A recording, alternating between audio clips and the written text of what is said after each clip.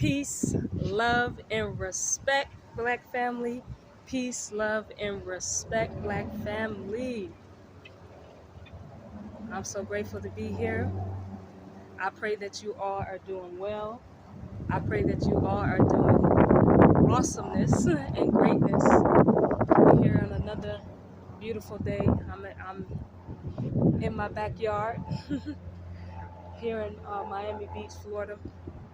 So peace, love, and respect. I pray you guys are all doing well. It's your girl Tina Farley. So let's get right into teachings. Y'all know I'm no nonsense. I get straight to it. Black family, we're gonna talk about the psychology of being African. Because when we say, why aren't we able to build? Why haven't we been able to build for so long?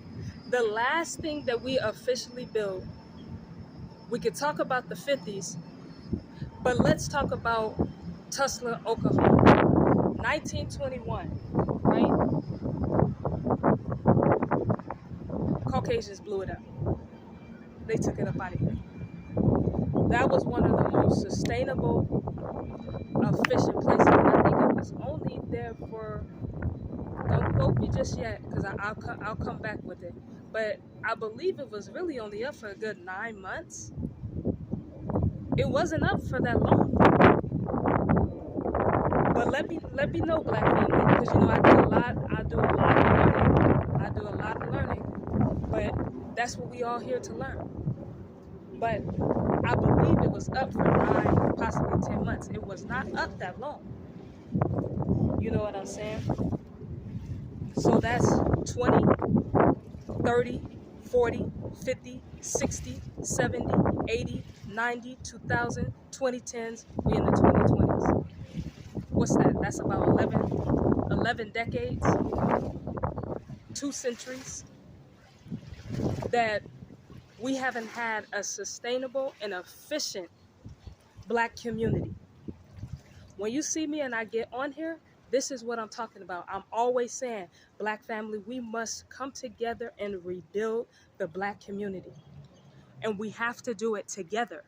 There is no such thing as, we're going to see this one, that. No. We have to rebuild it together, collectively.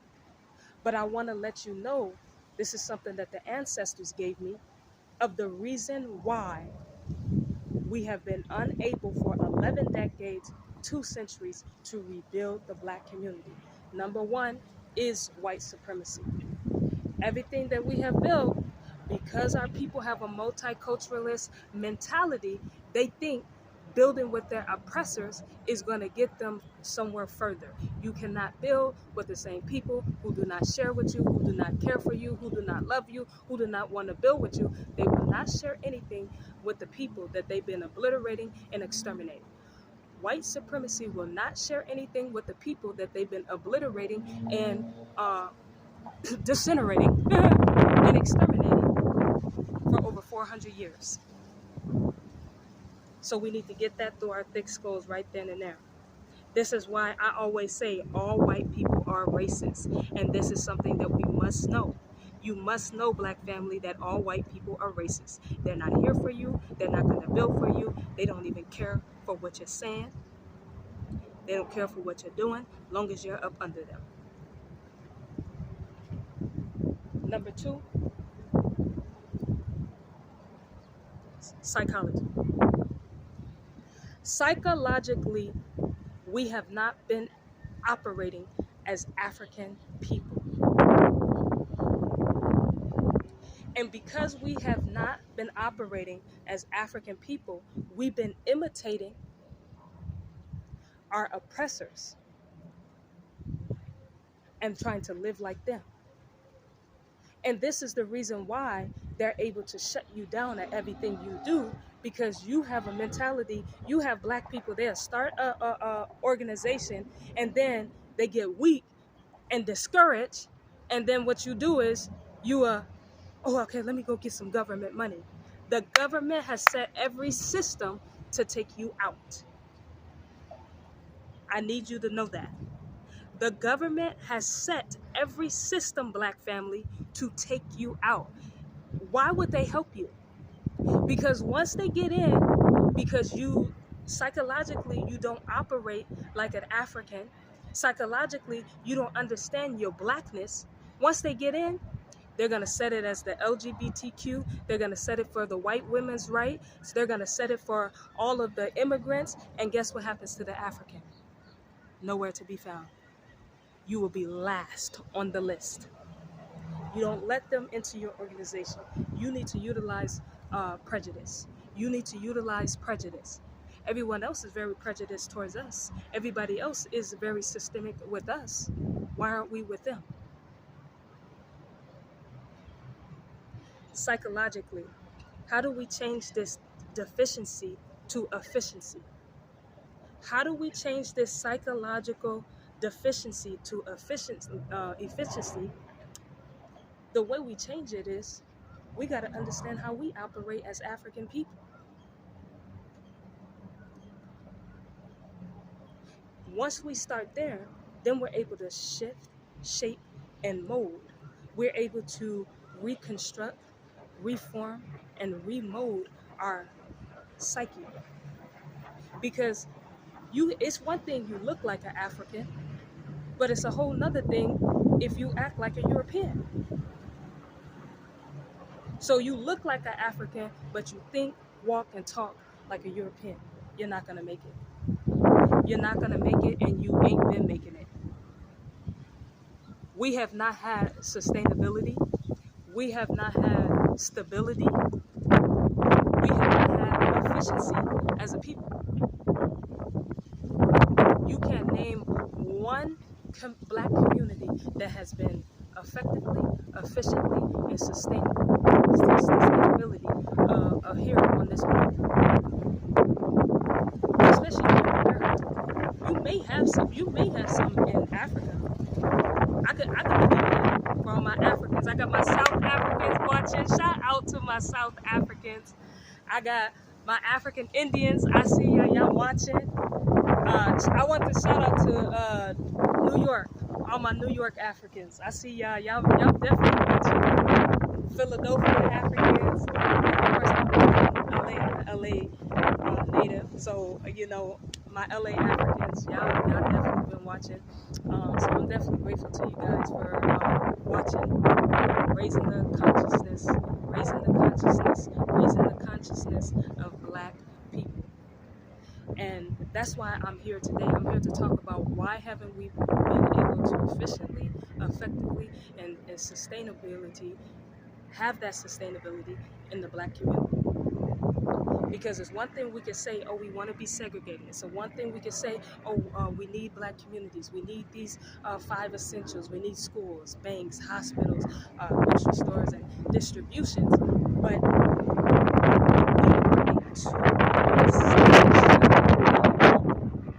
we spend $1.3 billion on the black church. We spend $1.3 billion on the black church.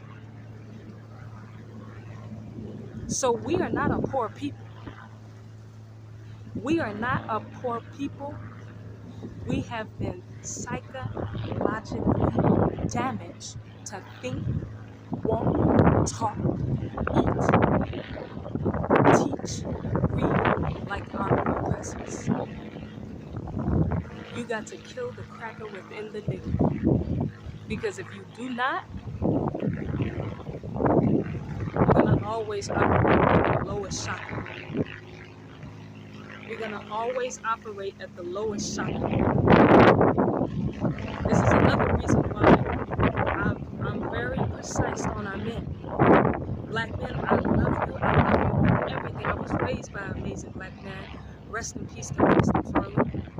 Rest in peace to Farley. I come out here and I talk to him all the time.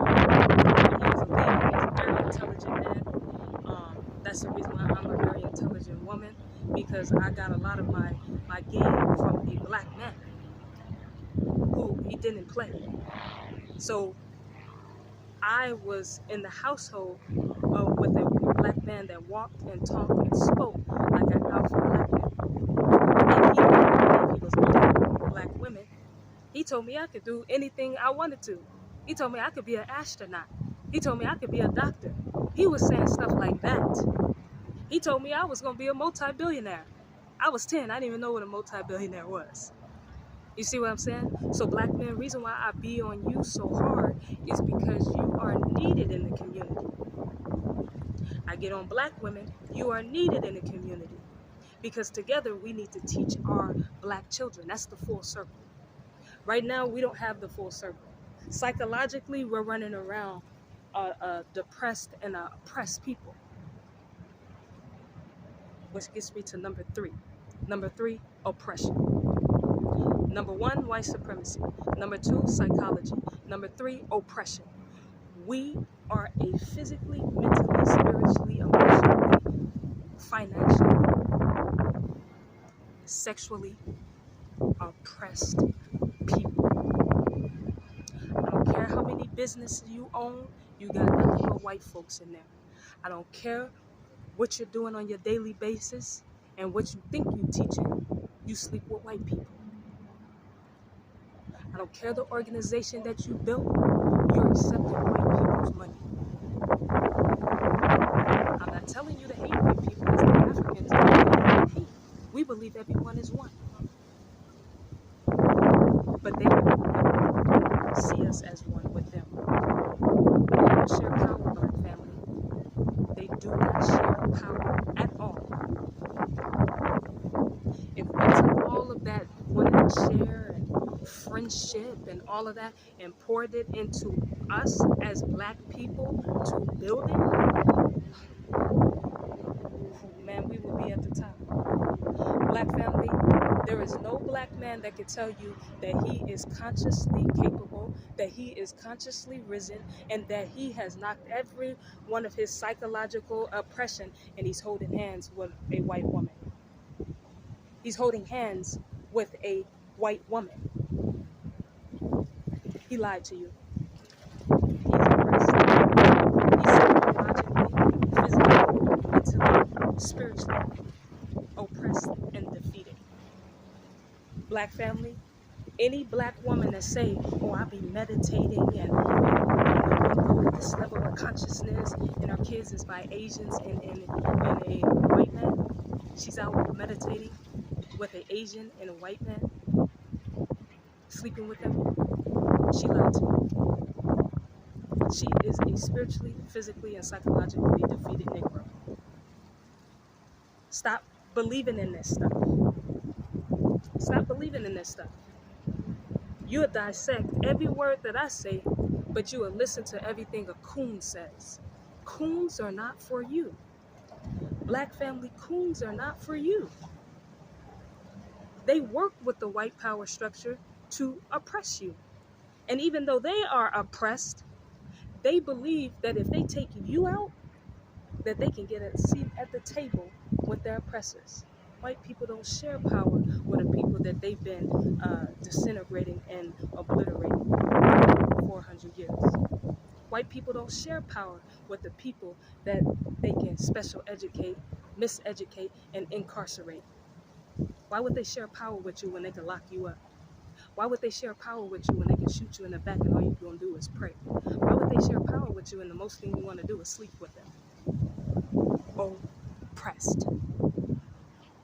Number 1, white supremacy.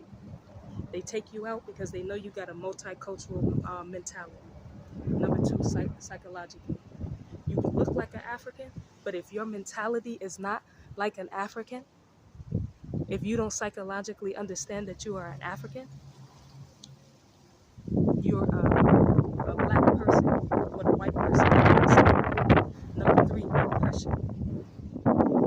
Walking around mentally, physically, spiritually, emotionally, financially, and sexually oppressed is another reason why we would take our hard-earned money and turn back onto the plantation and buy all of the white man and the white woman's junk.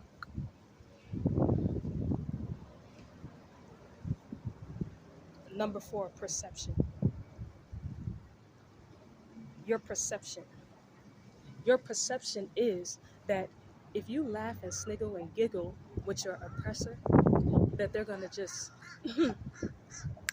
open up the doors. Oh yeah, we're going to give you this. Your perception is friendship. Their impression is dictatorship. You want friendship, they want dictatorship. You want friendship, they want dictatorship. You want some money, they want ownership. You want a seat at the table, they want to control every circumstance. Perception. Perception and psychology goes hand in hand. We still haven't figured it out. We still haven't figured it out. Your perception of white people is that if one or two of them are nice, all of them are nice. Your perception of white people, if one or two of them are nice, all of them are nice. If you can sleep with one or two of them, oh, there's no racism. If you can party with one or two of them, there's no racism. That's the type of psychologically defeated Negro they need you to be just to come in and take us all out. Number one, white supremacy. They're going to stop you. They're able to stop you because you have a multicultural mentality. Number two, psychology.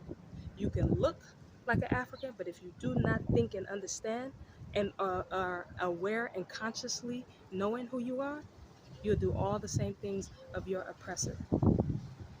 Number three, oppress. Being mentally, physically, spiritually, financially, sexually, emotionally oppressed by anything, anyone. That just shows the weakness. We're not a weak people. Number four, perception. Your perception of white people, you're not prejudiced within. You believe if one or two of them smile at you, we're the only people, if white people smile at us, it had made our whole damn day. It had made our whole damn day if white people smile at us. We got to break this caucus Negro mentality, black family. We got to break it.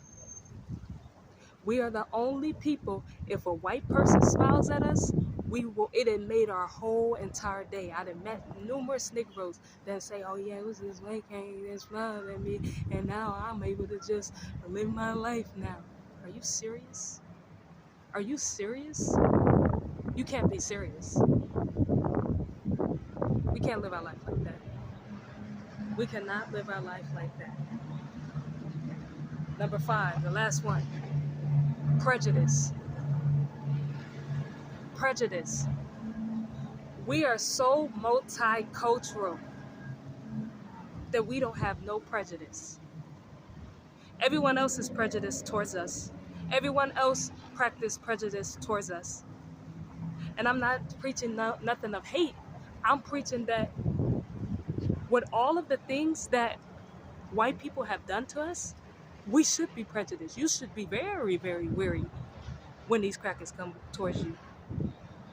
You should not be out here thinking, oh, yeah, they're cool. No, none of them should be cool. And I'm not telling you to hate them. I don't hate no white person. I got white people that ask me questions. I got white people that know I'm dedicated to black people, and I got white people that say, oh, we got the same birthday. I got white people but I'm still prejudiced with them. I'm never rude to them. They tell me good morning, I'm saying good morning. I've had a lot of them say they love me. I say, well, back at you. But that should not change my prejudice of them. That should not change my perspective of them. That should not change my mentality of them. That should not change that all white people are racist, because they are. And let me tell you why, because some of y'all don't know, because y'all so naive and stubborn. You're naive and stubborn when it comes to protecting white people, but when it comes to protecting the lives of black people, you go for anything. That's backwards.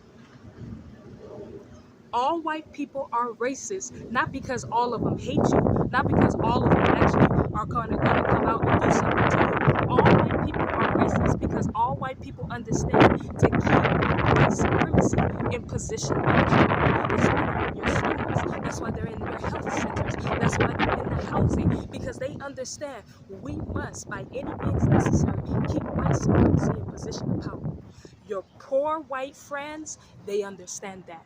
Your white doctors, they understand that. Your white friends, I don't care if they're 12, I don't care if they're 9, I don't care if they're 14, I don't care if they're 18, I don't care if they're 21, I don't care if they're 19. They understand, keep white supremacy in position of power. This is the reason why they will deny you a loan to your home. They will deny you housing. They will deny you can't go to this school. They will deny you can't live over here. They will deny you, oh no, you can't get this business loan. They won't give you no loan home. They won't give you no business home. They won't give you no business loan. They won't give you no home loan. Why? Because they understand, keep white supremacy in position of power. And then they'll tell you, oh, if she's talking like that, that's racism. I'm racist, right? I never owned any white people. I'm racist, right? I never told any white children where to go to school. I'm racist, right? I never told white children, you can't go to this school. I never hung any white people. I never castrated any white people. I never set up and manipulated and changed European history to African history. But when you will see, Africans was in Europe before the whites. So, but still, none of us never did that. I never did it. And none of us as black people have done it, because we don't look to manipulate them. Even with us talking about how we want our own, their mentality, let me show you how sadistic their mentality is. Their mentality is they believe that we want our own schools, banks, hospitals, grocery stores, and distributions, that we gonna do them like they did us. None of you African people here in America, and from Georgia to LA, from Philadelphia to Jersey, to Texas to Wyoming, none of us as African people have the mentality of they know that. They know that. They want to see how multicultural you are. And that's what we're having a hard time building for self. We need to have self-determination, self-efficiency, and self-independence. We need to understand and have independence. I grant you, trading with people, but how you gonna trade with somebody when you have nothing to trade? Oh, this world is supply and demand. You don't have any supplies and you can't demand anything. Come on, black family. You don't have any supplies and you can't demand anything. You're not even on the monopoly board at all. You are a consumer, not a competitor. You are a consumer, not a competitor. So I'm changing that mentality from consumer to competitive. It's time to compete. Not just sports-wise, not just music-wise, but economically. We need to start competing. Marketing, we need to start competing. Ownership, we need to start competing. Distribution, supply and demand, we need to start competing. So I gave you 5 reasons why we have not been able to efficiently and sustainability, to have that sustainability in our black communities. Number 1, white supremacy. Your mind is too multiculturalist. Number two was what, family? Number 2 was, well, I could do them any type of way, but I know number 2, perception. I know number 3, oppression. I know number 4, psychology, and number 5, prejudice. I know I said them all over the place, but I'm seeing if you listen. I need y'all to listen. You got to change all of this. You got to change the way your perception of how you view these people. You cannot view them as your friends. You want these people to be your friends so damn bad. It's ridiculous. We need to be prejudiced. Prejudice, you don't have to run around hating. You are aware of who you're around. Okay, I see these people. You're aware. We're not even aware. This is the reason why I just told somebody, I said, isolated incidents is no coincidence to me. Isolated incidents is no coincidence to me. When something happens to one of us, it happens to all of us, Black family. If they shoot our brother and our sister over here, they done shot all of us. Because if they could do it over there, they could do it over here. And if they could do it over here, they could do it over there. That's how we need to do. We need to start operating as a unit, as one. Oppression. To run around so oppressed on all levels of mental, physical, spiritual, financial. This is the reason why we are unable to create, because you get your money where we could build economics. You get your money and you put it all into the Black church. You get your money and you spend it all on Jordans. You get your money and you spend it all on Nike. You get your money and you spend it all on Prada and Gucci. And these are all the people that have said that they hate us, that they don't like us. And we got to understand how white supremacy operates. We are going to kill multiculturalism in our community. This doesn't mean hate. This means that you cannot go and get your oppressors and build with them. You cannot. They will not allow it to happen. And guess what? It doesn't happen. Family, I'm going to leave you with something before I get up out of here. If you operate mentally and consciously, you will be able to see your enemy from a mile away. You will be able to get caught by the snake every time.